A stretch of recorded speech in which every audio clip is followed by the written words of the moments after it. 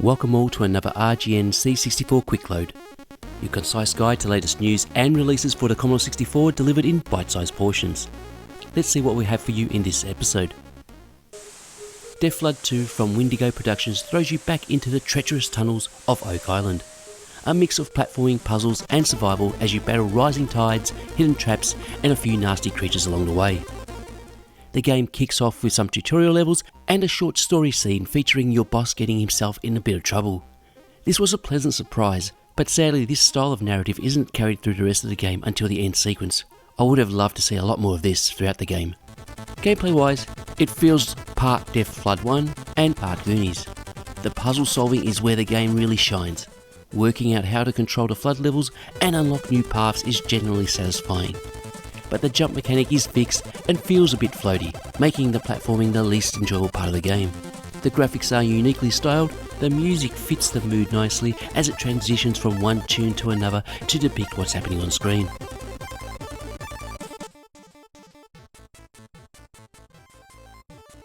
Once you know all the tricks, the game is somewhat short in length, but it did take me a while to figure it all out, and I had a great time doing so. Deathflood 2 might not appeal to everyone, but it's another clever atmospheric adventure from Wendigo that rewards patience and persistence. The game has been developed for PAL machines, but will work on NTSC computers with some glitches to be expected. The physical edition of Deathflood 2 will be released by K&A Plus, with a free digital edition becoming available on itch.io shortly after. Mana Mana is currently working on creating a C64 adaptation of the classic light gun shooter game Point Blank. The current work in progress build shown here contains 5 different stages, with the game working with both joystick and mouse control, with the latter providing a superior gaming experience. Obviously we're not going to get all the engaging stages from the original arcade game, but it will be interesting to see how the stages can be further extended within the restricted confines of the C64. Point Blank is slated for a mid-2026 release.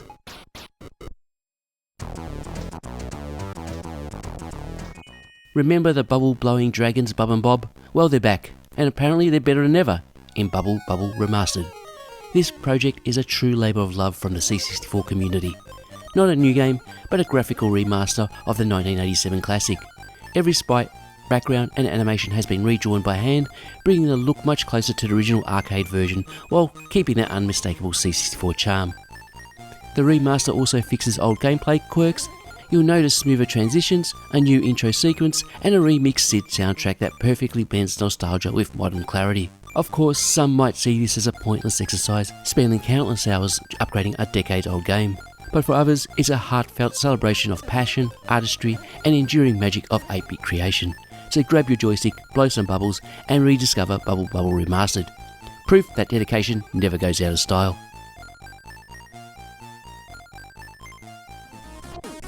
Dr. Hell Invasion drops you into the photonic laboratory as Koji Kabuto, defending it from Dr. Hell and his henchmen. Your job is to collect 16 giant batteries launched from the top of the screen to repair Mazinga, which I think is some sort of giant mecha robot, and I guess we need those robots to defeat Mr. Hell. If a battery hits the floor, it becomes a bomb, draining your energy. Colliding with enemies does the same, and once your energy's gone, it's game over. A freeze ray gun appears randomly, and while it slows you down while carrying it, you can use it to freeze enemies for 5 seconds, which gives you precious breathing room. A great little risk and reward touch. With its vibrant visuals and upbeat SID soundtrack, Dr. Hell Invasion delivers a fun arcade-style challenge that's good for a quick session, even if it doesn't quite have the depth to keep you coming back. The game is available as a free digital download, and there are 2 versions of the game to accommodate both PAL and NTSC compatibility. If you're heading to Acme Game World's exhibition in Melbourne, Australia, make sure you check out Salix 8 Sunset. It's playable in the free entry section, and it's a demo that really stands out. Commissioned by Acme and developed by Tim Cock, Salix 8 Sunset draws you into a fading world that you restore through clever puzzles. Visually it's stunning. The angled scrolling and colour palette instantly reminded me of a mix between the flying section of Parallax, the perspective of Zaxxon, and a colour-centric objective of Whizball. Once I pushed all the pesky kids out of the way, I was eventually able to have a go at the game demo. There's a great sense of movement and style that gives the whole thing a slick, almost dreamlike quality. It's a short demo, but it's packed with strong visual atmosphere.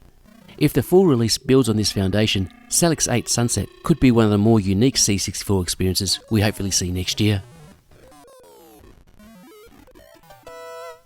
Ranma 1/2 is a manga-inspired adventure where you face 4 trials to prove your love for Akane. Along the way, fans of the franchise will see familiar characters trying to catch you, turning you into a girl and forcing you to backtrack to recover. On paper it sounds fun, but in practice the gameplay is quite dull.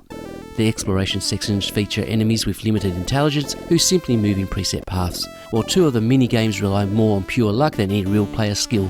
Controls during these segments also feel a bit laggy, which doesn't help the experience. The strongest element by far is the presentation. The graphics have a charming, almost Nintendo-like quality with well-drawn, detailed sprites that really capture the manga's vibe. Unfortunately, the gender change mechanic that should add challenge ends up feeling more annoying than clever. And with only 3 lives to get through the entire game, frustration sets in fast. So unless you're a hardcore Ranma 1/2 fan, this one's a pass. Great visuals, but painfully boring gameplay. PT isn't your typical horror experience. It's a slow burn psychological trip that draws you in through mystery rather than monsters. You basically go through multiple iterations of the same hallway layout, clicking on all objects in order to trigger a key event each time that will progress the story narrative. Using the door at the end restarts the cycle with a different clickable event needing to be uncovered each time. I am not familiar with the original PT demo that this conversion is based on. At first I wasn't sure what was happening. The looping hallway design felt confusing. I honestly thought I was playing it wrong. But once I realised that this was the game structure, it started to make sense, and that's when the story began to creep under my skin. Visually though, it's rough.